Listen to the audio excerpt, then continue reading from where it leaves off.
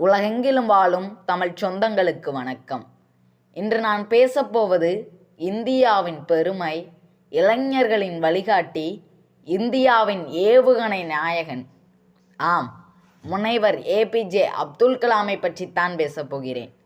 1931 October 15 ராமேஸ்வரத்தில் ஒரு சாதாரண குடும்பத்தில் பிறந்த அப்துல் கலாம் ஐயாவின் குழந்தை பருவம் எளிதானது இல்லை.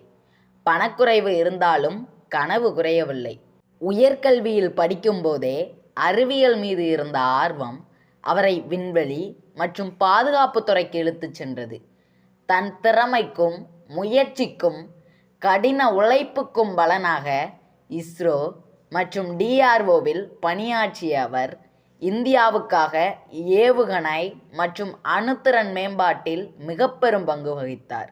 அதனால்தான் அனைவரும் அவரை இந்தியாவின் ஏவுகணை நாயகன் என்று அழைக்கிறார்கள். அப்துல் கலாம் ஐயா சாதித்தது இதுவரை மட்டுமல்ல. அவர் அறிவியலாளர் மட்டுமல்ல, ஆகச்சிறந்த ஆசிரியர், அரசு தலைவர் மட்டுமல்ல, இளைஞர்களின் நண்பர். 2002 முதல் 2007 வரை இந்தியாவின் குடியரசுத் தலைவராக பணியாற்றி கொண்டிருந்த போதும் அரசு பணியை விட இளைஞர்களின் கனவுக்கு அதிக முக்கியத்துவம் கொடுத்தார். நாட்டின் எதிர்காலம் புத்தகங்களில் இல்லை, இளைஞர்களின் கனவுகளில் இருக்கிறது என்று அவர் நம்பினார். அவரின் பிரபலமான வரிகள், கனவுகள் நம்மை தூங்க விடுவதில்லை, எழுந்து நிற்க வைக்கின்றன.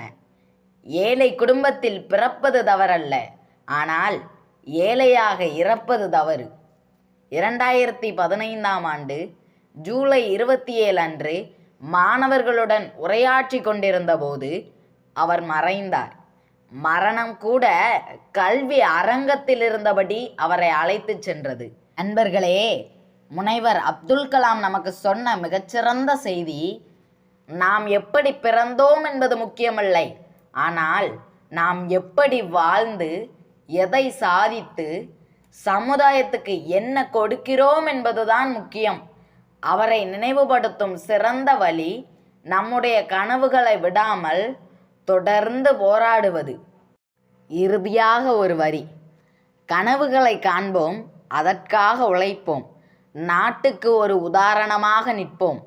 இந்தியாவின் ஏவுகணை நாயகன் அம்பேத்கரின் புகழை எல்லாரும் போற்றுவோம்.